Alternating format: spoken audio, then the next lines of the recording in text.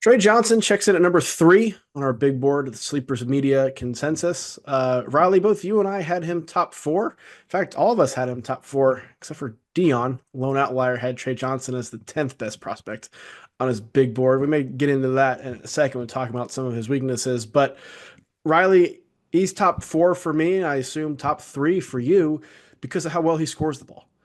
Yeah, I mean that's the MO for Tre Johnson is look, it's a bit on the sleepers channel, but he puts the orange round thing in the 10-foot thing and he does it very well. He makes it look so effortless, I would say. His footwork is phenomenal, toys with defenders, has a deep bag, like doesn't blow you away with his athleticism or even really his handle. He's just super crafty and fundamental and gets to his spots really, really well.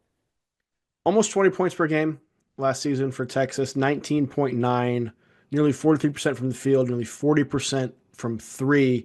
There was some volume in there, some inefficient volume shooting at times, but overall, he was one of the most unstoppable scorers in the country. Led all freshmen in scoring, average more than Cooper Flagg did, was number 21 in the entire country in scoring, and was really the catalyst for Texas making the NCAA tournament this season. I don't know what they would have been without him. Quite frankly, he saved them out of a lot of precarious situations, and his ability to get his own shot saved a lot of things Hmm. too. Because that offense with Rodney Terry running the show as head coach was very go figure it out. Hmm. And more often than not, Tre Johnson figured it out and bailed them out of a lot of things. Yeah, I'm with you on that. And I think when you look at the production he had, even sharing the court with two ball dominant guys in Jordan Pope and Tremont Mark, he like those are two veterans who have had big moments at in power conferences. And Tre Johnson established himself as the alpha immediately, and he still remained as productive even with, for a coach who is no longer employed. Like I think the situation sort of informs him in a positive light here when you see how it's not like he was given the best supporting cast or the best coach to put him in position to succeed. And you hit on it, man. Like he's a self creator. He can get to his own shot on ball, but I think he is also like an elite mover without the basketball too. Like just has such a right sense at finding the open window when he's coming off of screens, and just looks so smooth and I don't know. It's like just a beautiful thing to watch him relocate and catch and fire away, and it usually goes in. You mentioned the self-creating. My weakness is that's where the creating kind of stopped for him. Like he is about getting his buckets. Hmm. Everything else can figure itself out. He was okay. He averaged 3 boards per game, 2.7 assists, but wasn't somebody who went to the table for other people. Wasn't somebody who was making plays for others. Was okay defensively, not great. This happens with a lot of offensive-minded players where they just don't put the effort in defensively because they're putting in so much on the offensive end. It seemed like some of that with Tre Johnson, where with his size and profile, with how he measured and the wingspan that's over 6'10", Hmm. projects to be a good defender, but didn't show that per se in the college ranks. Like, what are some things you think you need to see from him improve in the NBA? Yeah, I kind of had those same notes that you had where I wrote down how much of a playmaker is he actually? I think he was 21st in SEC play and assist rate.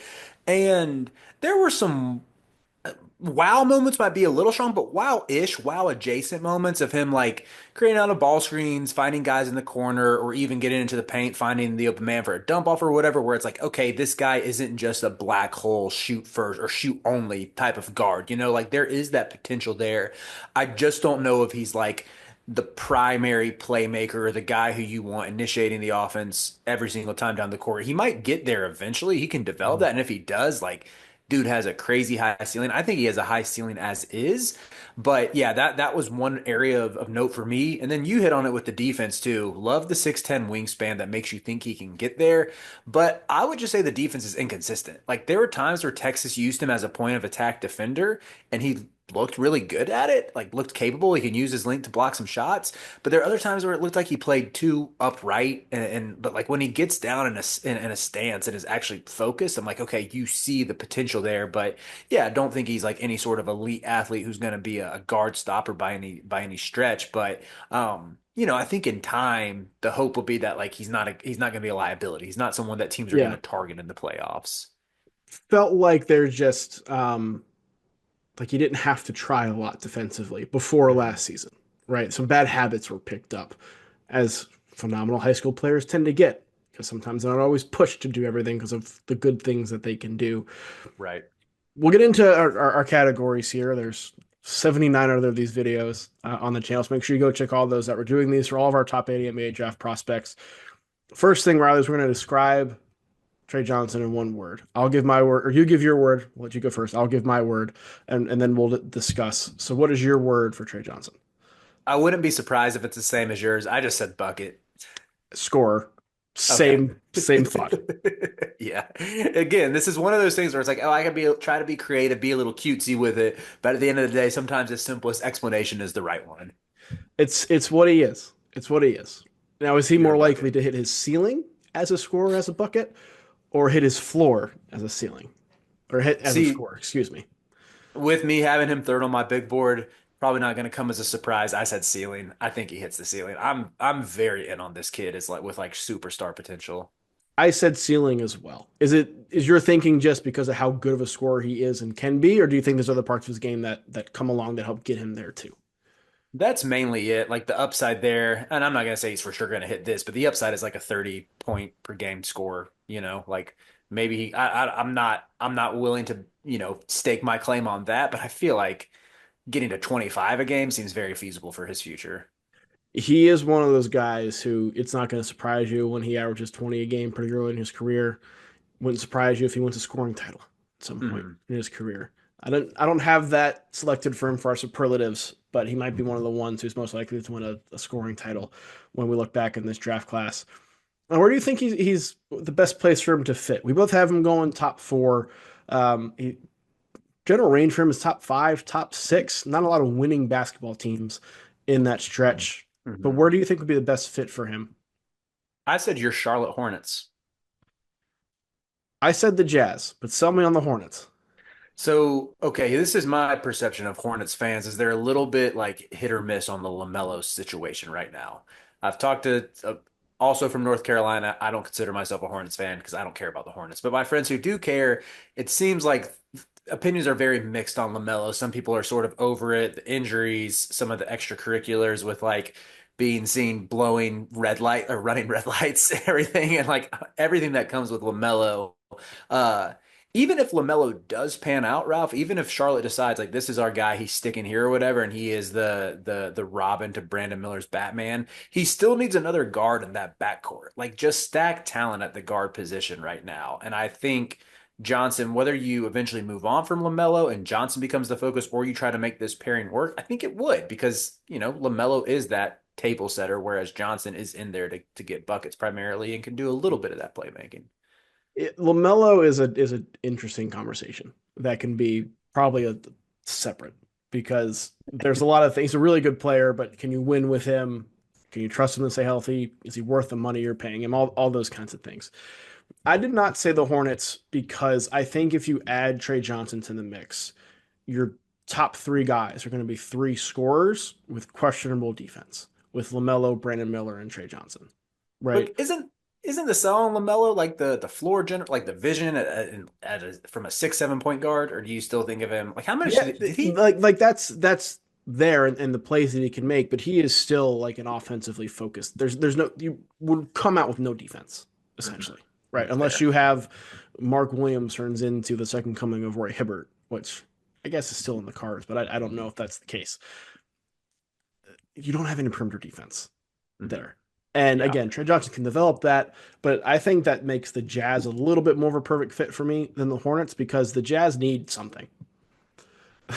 The Jazz just need something, right? Like they kind of went all in a couple years ago on they had a play-in team or play-in caliber team, and they're like, "Yep, we can build around Lloyd Market and being our number one kind of guy." Mhm.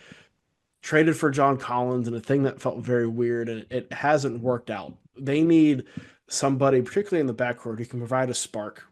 Like if Trey Johnson comes in right now and is Colin Sexton, like, do you think he could average 18 points a game in the NBA? Yeah, I think he could. I I think think he displaces. He makes Colin Sexton irrelevant pretty quick. Yeah, I think that too. And he gives you a building block as Utah continues on this rebuild that kind of had to reset again. But I don't think there's a if you're a team drafting and you're not in the top two, Trey Johnson is as good as any option, certainly. Hmm I'm with you. Now, in 5 years, we're projecting out 5 years. Do you think he's an All NBA guy with that scoring? Does that make him an All Star? Is he just a starter, bench guy, G leaguer, or is he podcasting? I said all-star. I feel like I've been very generous giving out all-star labels this year, but I went with all-star. It's a strong draft class. I went with starter. He strikes me as somebody who could be like in the All Star voting or in the All NBA kind of voting, but doesn't have the other things outside of scoring to propel him up to that. Mhm. I assume yours is just he's going to score so much that he gets the deal. Yeah, I just feel like the way that I view the top of this class, like really the top three. I mean, I said Thomas Sorber is going to be an all-star, so I feel like if I said Sorber would be an all-star, I got to go with Tre Johnson as well. Hey, it's not out of their own possibility. He could be having a lot of fun at All Star Weekend at 3 point contest too. Tre Johnson True, could true. be having a good weekend there, which brings us to his superlative, giving all 80 of these prospects are doing a yearbook like superlative. In your mind, Tre Johnson is most likely to what from this draft class? Most likely to average 20 plus points per game for 5 straight years or more. Mine is similar thinking, but more condensed. Have a 50-point game as a rookie. That's fun. That's fun. Yeah. Yeah, for mine, I know I said I'm not willing to say like, oh, he'll get to 30 a game one day, but he just strikes me the type of dude who like by the time he gets to year 4, he's gonna roll out of bed with 20 points, and you're gonna be looking at like his basketball reference page, and you're just like, dang, Tre Johnson really hit 20 plus points per game in like 7 or 8 straight years, you know? Yeah. If Yeah. he, I think he'd be higher up in like a consensus number three if there were questions about if he could do that on like a winning team, which I Yeah, think that's is fair. like he like the sell for him is almost a more a better Ace Bailey or a more consistent Ace Bailey that contributes to winning more than Ace Bailey does. Hmm. At the same time, are you sure you can win big with him like that? Hmm. I think you can. It seems like you can. You do as well. Put on number three, but I think that's why he's not talked about in that Dylan Harper tier, not the Cooper Flag tier, but the that with Dylan Harper in that tier. Hmm. Yeah, because Dylan Harper did so much winning last year. Moving on to the, You see how stupid some of these it arguments are? really is. Tre Johnson did average 20 a game with Roddy Terry as his coach. What are we doing here? This is the third best player in the draft. I'm not saying that's my argument. I I'm just know, saying I that is know. the argument. Best case scenario, whether it's Devin five Booker. years, his career, who does he turn out to be? What's the best case comp? Devin Booker. Check that box. Devin Booker. Oh, let's go. Look at us Yeah. being aligned. I love when we have the same player comps, Ralph.